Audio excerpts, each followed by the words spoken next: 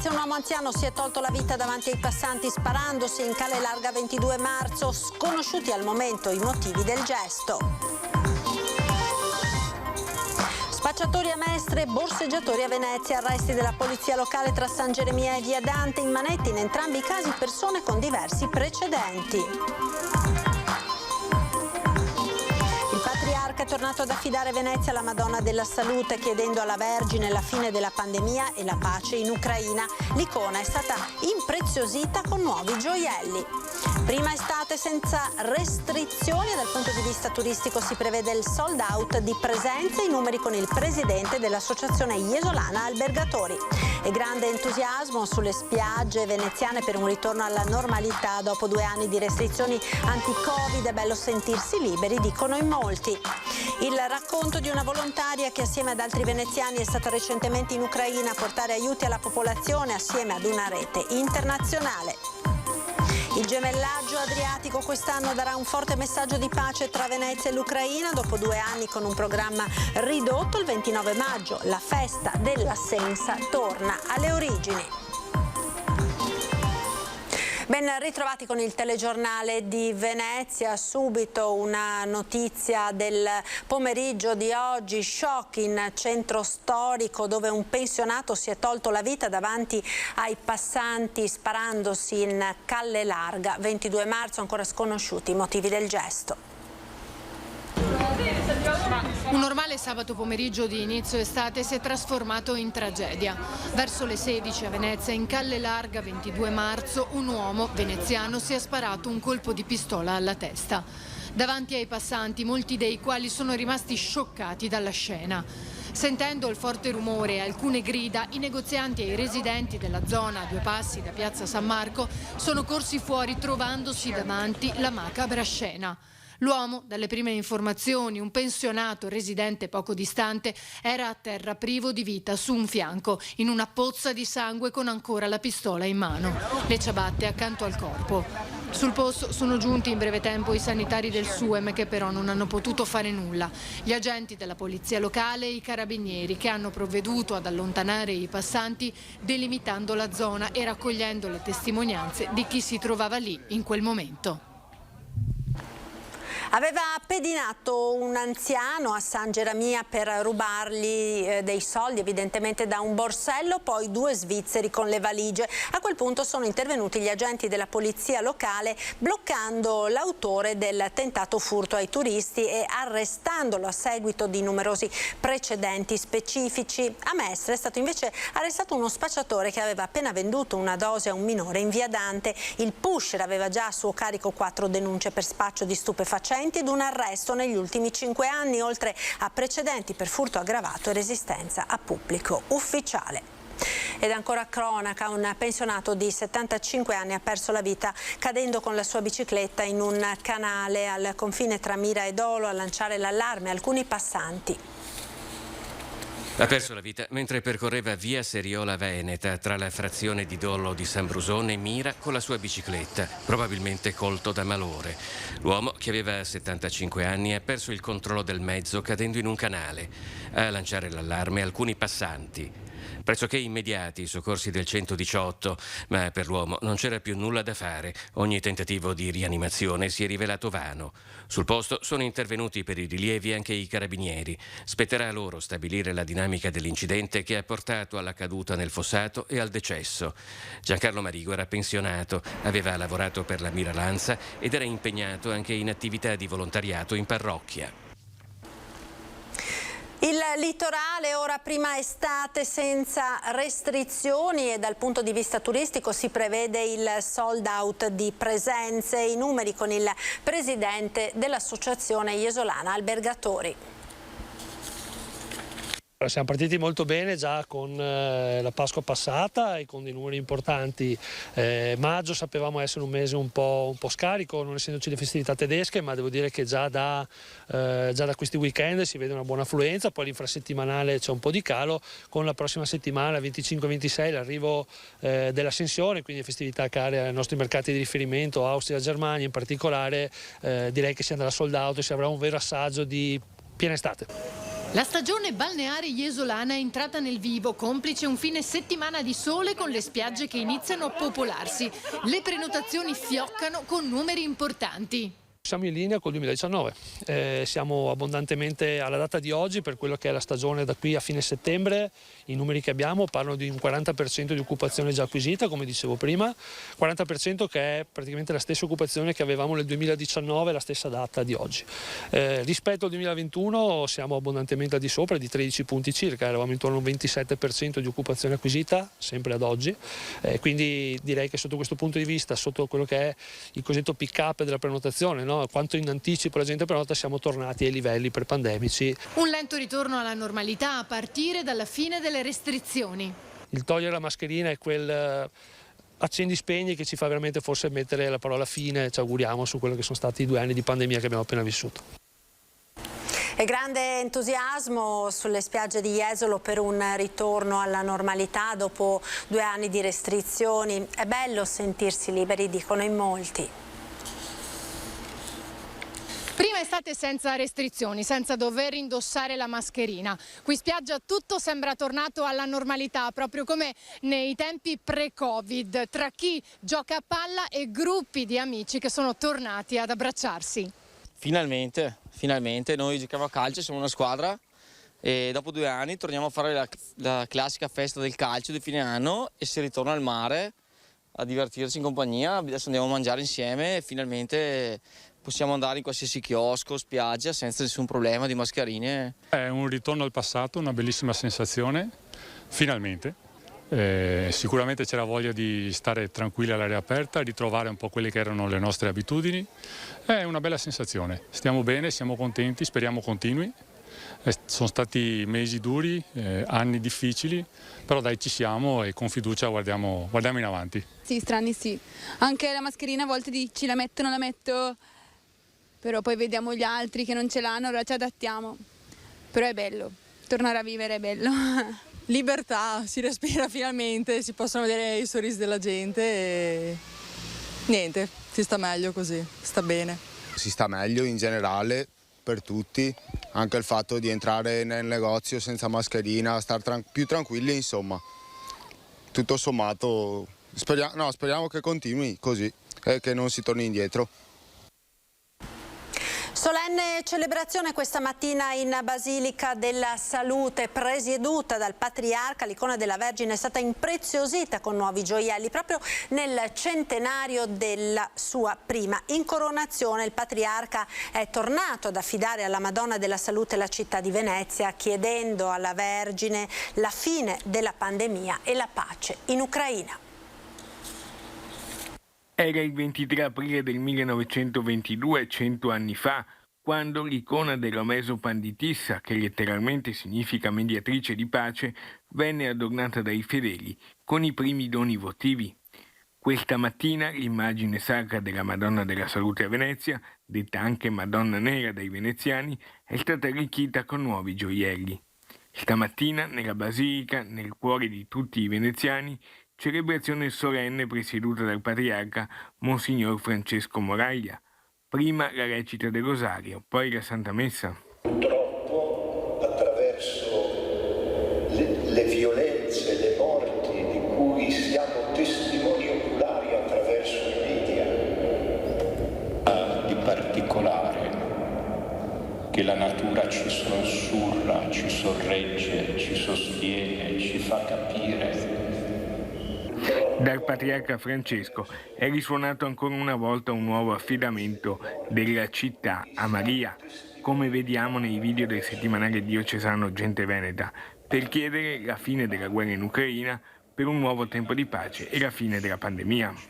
A tutti la benedizione. Alla celebrazione in cui sono stati ricordati con gratitudine i primi 10 anni di apostolato del Patriarca Francesco Moraglia nella nostra diocesi, hanno partecipato numerose autorità cittadine, tra le quali il vice sindaco di Venezia Andrea Tomaello, che ha ringraziato il patriarca per il suo servizio di guida pastorale.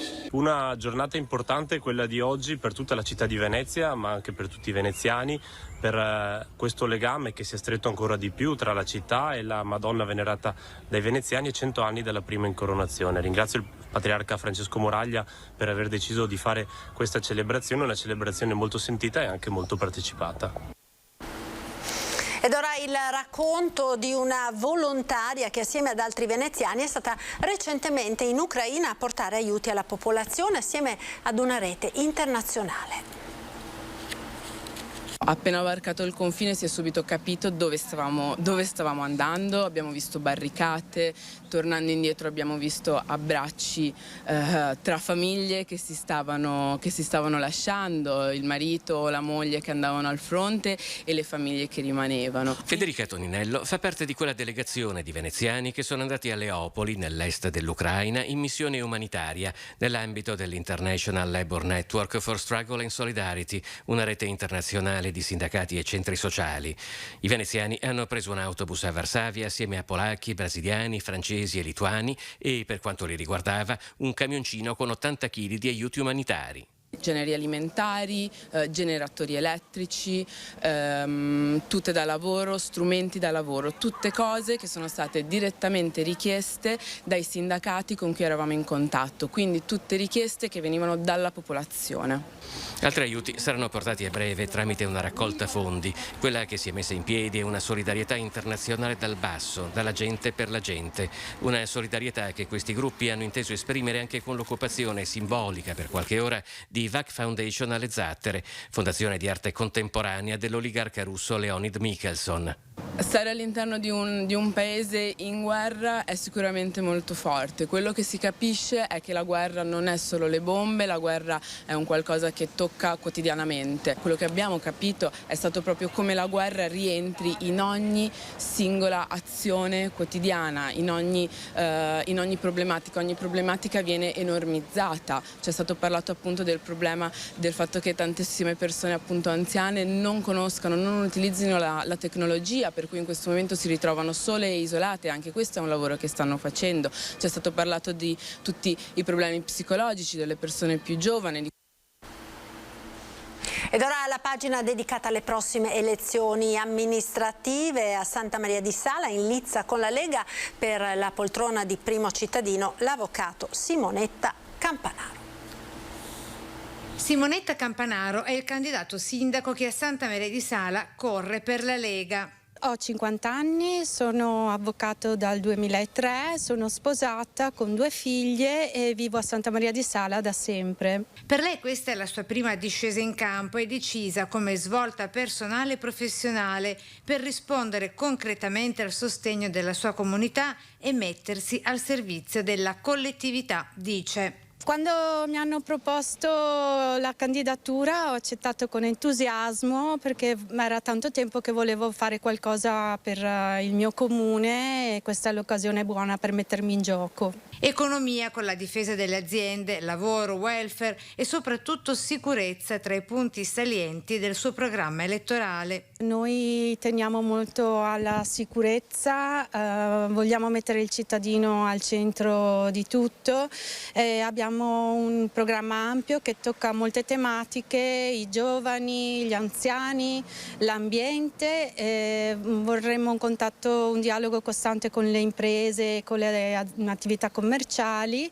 la cultura e lo sport. Nella sua lista anche il più giovane dei candidati. Nella nostra lista ci sono 6 donne e c'è anche un ragazzo del 2002 che ha ancora 19 anni ed è sicuramente il più giovane del comune di Santa Maria di Sala, se non addirittura del veneziano. Il suo appello agli elettori affinché venga votata, considerato, dice, che corre con un'unica lista nel nome di un pensiero unitario.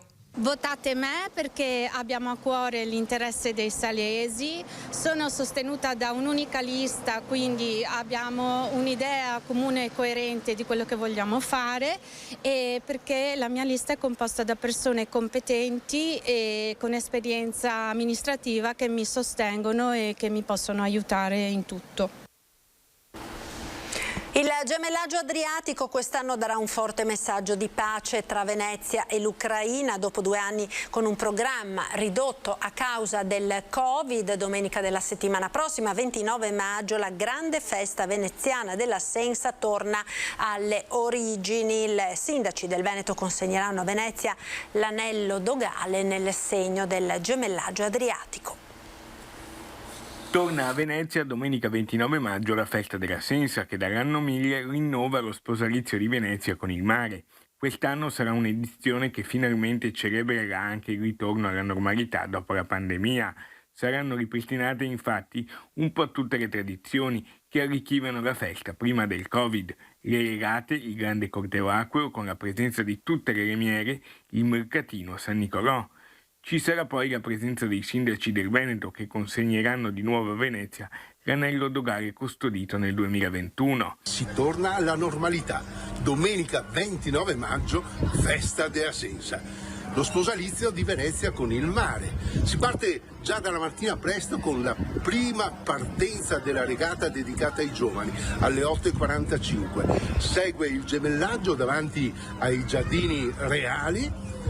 E alle 9:45 la seconda partenza, quella della regata dedicata alle donne. A San Nicolò, davanti al Lido, seguirà il momento clou con il rito dello sposalizio di Venezia con il mare, con il lancio dell'anello in acqua da parte del sindaco e la Santa Messa presieduta dal Patriarca nella chiesa di San Nicolò. Appuntamento a tutti, a tutte le remiere, a tutti i veneziani, anche non veneziani, purché a bordo delle nostre mitiche imbarcazioni rigorosamente a remi, per aggregarsi nel grande corteo che accompagnerà la Serenissima per il grande evento, cioè quello del patto che ormai da secoli abbiamo stipulato con le nostre acque. Un tempo erano loro a proteggerci, ora dobbiamo impegnarci di essere noi a proteggere loro. Lunedì si riunisce l'assemblea dell'Associazione delle Remiere di Punta San Giobbe. All'ordine del giorno la nuova gestione del cantiere di Sant'Alvise, decisa dal Comune. In questo cantiere ci sono 8 remiere, 177 imbarcazioni, 800 soci. Parlo di soci paganti perché ci sono circa 300 giovani sotto i 16 anni non pagano, quindi siamo quasi 1000 soci. E siamo qui da 20 anni, insomma, che gestiamo questo cantiere. L'Associazione delle Remiere di Punta San Giobbe è improvvisamente balzata agli onori delle cronache, non quelle sportive ma di politica, da quando il Comune di Venezia ha bussato alle porte del cantiere di Sant'Alvise per annunciare sostanzialmente che si riprende la sede. C'è arrivata una determina, c'è stata prima una delibera, poi c'è arrivata una determina dirigenziale che 5 giorni prima ci imponeva che il giorno 19 dovevamo non le remiere che rimanevano, le barche rimanevano all'interno, ma quello di proprietà, insomma, dell'associazione, tipo la gru, tutte le attrezzature di palestra, eccetera, eccetera, dovevamo sgomberarle entro il 19. Il clima non è idilliaco tra tutte le remiere, ma le decisioni, ci tiene a rimarcare Nardo, vengono sempre votate democraticamente dall'Assemblea dei Soci, assemblea che tornerà a riunirsi lunedì per discutere il da farsi.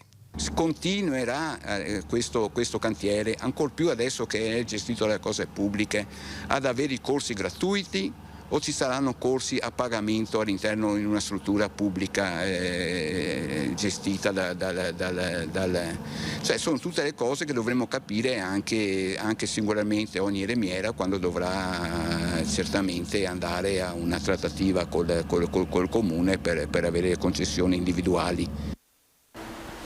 La showgirl Simona Ventura era stata alla Mostra del Cinema di Venezia come regista del documentario Le 7 giornate di Bergamo, un ringraziamento agli alpini che ha ribadito anche dopo le recenti polemiche di questi giorni.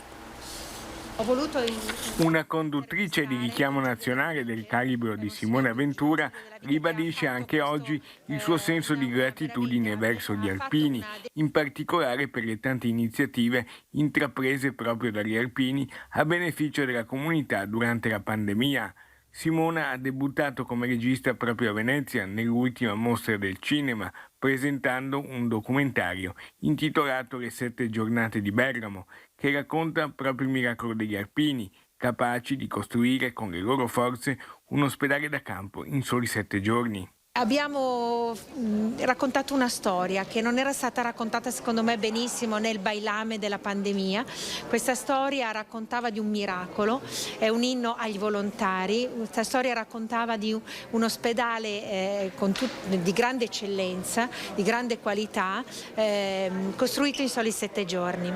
Grazie agli alpini che sono partiti lancia e resta in questo ospedale. Un'iniziativa, dice Ventura, che racconta bene il carisma degli alpini. Venute lì per cercare di dare il loro contributo. Questo ospedale aveva 172 posti di terapia intensiva e subintensiva, sono morte pochissime persone. C'era una cura della protezione dei medici infermieri, che erano i gioielli da proteggere di questa struttura, quindi è stato fatto un lavoro bellissimo che andava raccontato, e noi l'abbiamo raccontato con grande leggerezza e con grande positività. Era l'ultimo servizio per l'edizione veneziana dei nostri notiziari. Io vi ringrazio per averci seguito. Come sempre, al termine di questa edizione, le previsioni del tempo con il nostro meteo. Arrivederci.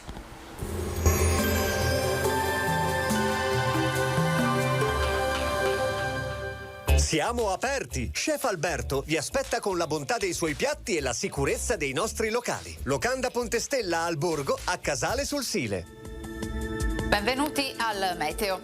Prosegue senza sosta sul nostro paese il dominio dell'anticiclone africano, che spinge una massa d'aria sempre più rovente. Vediamo il dettaglio di domenica 22 maggio. Sul Veneto avremo un ampio soleggiamento. Nel corso del pomeriggio tendenza ad aumento della nuvolosità sulle zone montane e pedemontane, con qualche temporale. In serata più nubi con cielo a tratti coperto anche sul resto della regione. Temperature minime tra 14 e 20 gradi, massime invece tra i 27 e i 33 gradi con caldo intenso.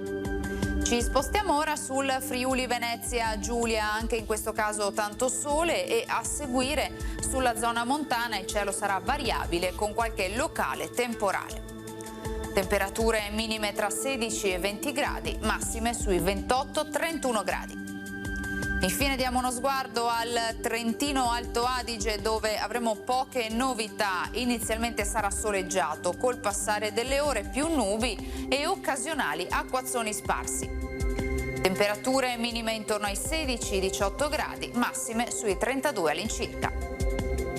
Dal meteo per ora è tutto, vi auguro come sempre un buon proseguimento con Antenna 3.